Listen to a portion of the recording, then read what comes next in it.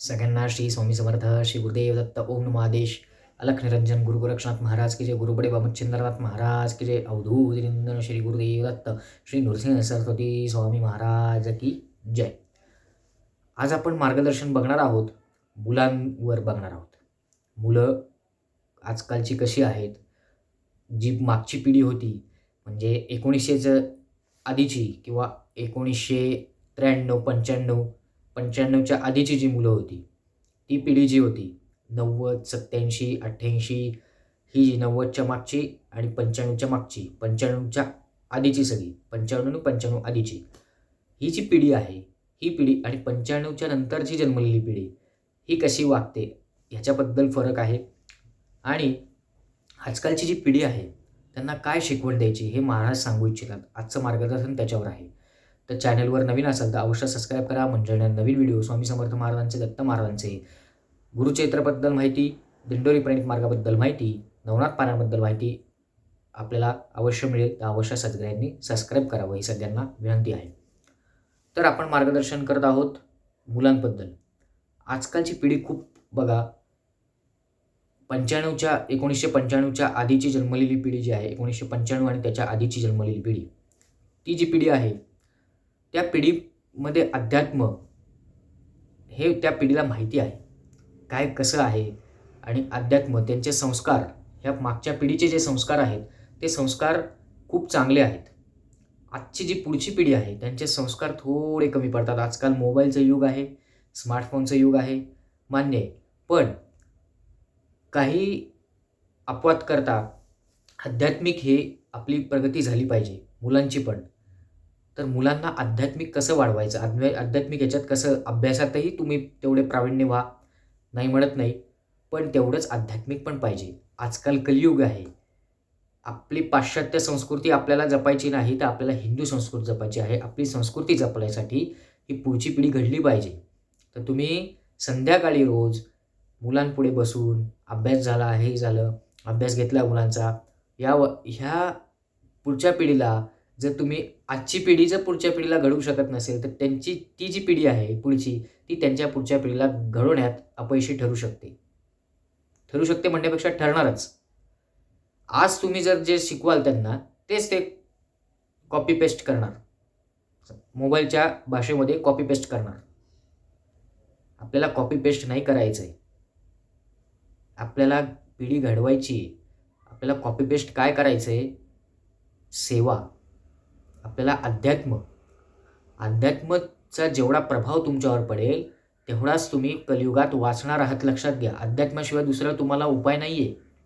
किती तुम्ही ओरडा, किती काय करा, मी काहीच करत नाही, मी अध्यात्म बघत नाही, नास्तिक असाल, पण शेवटी अध्यात्मच तुम्हाला वाचवणार आहे. माझ्यासमोर अशी उदाहरणं आहेत की अध्यात्मामुळे लोक नास्तिक असलेली आस्तिक होऊन ती वाचलेली आहेत. अशी उदाहरणं माझ्यासमोर आहेत. मला म्हणजे माहिती आहेत अशी उदाहरणं की वाचलेली आहेत लोक त्यांना. अध्यात्माला त्या लोकांनी नतमस्तक झाले की अध्यात्म ते करायला लागले. जे नास्तिक होते ते आस्तिक झाले. का झाले? कलियुग आहे. कलियुगाचा प्रभाव एवढा आहे, पुढे पुढे अजून वाढणार आहे. तर हे लोकांनी लक्षात घ्यायला पाहिजे, मुलांच्या पालकांनी लक्षात घ्यायला पाहिजे. आपल्या दिंडोरी गणित मार्गामध्ये दर रविवारी सकाळी 10 वाजता संस्कार वर्ग होतात. त्या संस्कार वर्गाला पाठवलं पाहिजे. तुमच्याजवळ दिंडोरी प्रिंट मार्ग असेल, केंद्र असेल, त्या केंद्रात जावा, चौकशी करा आईवडिलांनी.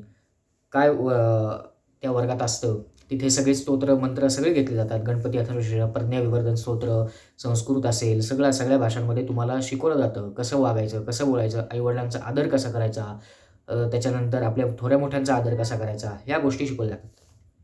तर आपण मुलांना चांगलं वळण लावा. चिडचिडेपणा मुलांचा होत असेल तर माझ्याकडे उपाय आहेत. चिडचिडेपणा होत असेल तर त्यांचा उतारा करा, मोरपिसाचा उतारा करावा. अभ्यासात लक्ष लागत नसेल तर प्रज्ञाविवर्धन स्तोत्र आहे, गणपती स्तोत्र आहे, हे वाचावं. गणपती अथर्वशीर्ष वाचून घ्यावं. या गोष्टी आहेत.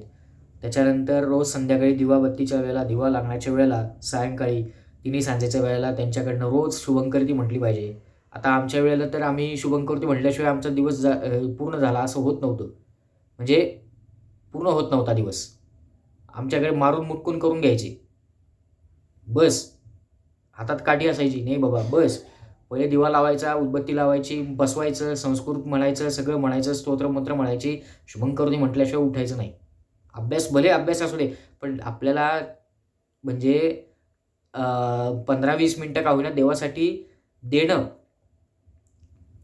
हे शिकवलंय, हे संस्कार आहेत. आपली हिंदू संस्कृती तेव्हापासून जपायला सुरुवात केली आम्ही.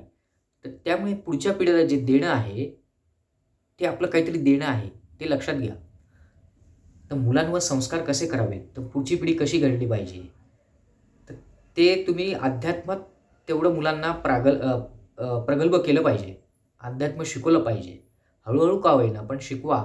महाराज कोण आहेत, दत्त महाराज कोण आहेत, स्वामी महाराज कोण आहेत, जे मी म्हणत नाही दत्त महाराज, स्वामी महाराज कळू देत. असं नाही म्हणत. तुमची जी इष्टदैवता आहे, तुम्ही ज्या देवाला मानता, देवाला, ते तरी त्यांना कळू देत ना. तुमची कुलदेवता कोण आहे, कुलदैवत कोण आहे, आपले आजी आजोबा काय करायचे, आपली आजी काय करायची, आजोबा काय करायचे, आपले आई वडील काय करायचे, हे तुम्ही त्यांना सांगितलं पाहिजे. नुसता अभ्यास करून मोबाईल खेळून उपयोग नाही आहे. मोबाईलवर गेम खेळून उपयोग नाही आहे. मोबाईल देणं कमी करा. आजकाल मुलं खूप बिघडत चालली आहेत. मोबाईल दिल्याशिवाय घास तोंडात घेत नाहीत, जेवत नाहीत. इकडं मोबाईलचं एक हे करायचं आणि मग तो घास भरवायचा. पूर्वी असं नव्हतं. चिवकावचा घास होता, आता चिवकाव गेली, आता मोबाईल आला. असं नका करू. म्हणजे मुलांच्या मनावर परिणाम, माझ्याकडे अशी उदाहरणं पण आहेत की मुलांच्या मनावर परिणाम होतात. असं करू नका. ही कळकळीचं विनंती आहे माझी सांगण्याची सगळ्यांना. मुलांवर लक्ष द्या, कारण पुढचा काळ येणारा हा खूप अवघड आहे. कलियुग आहे.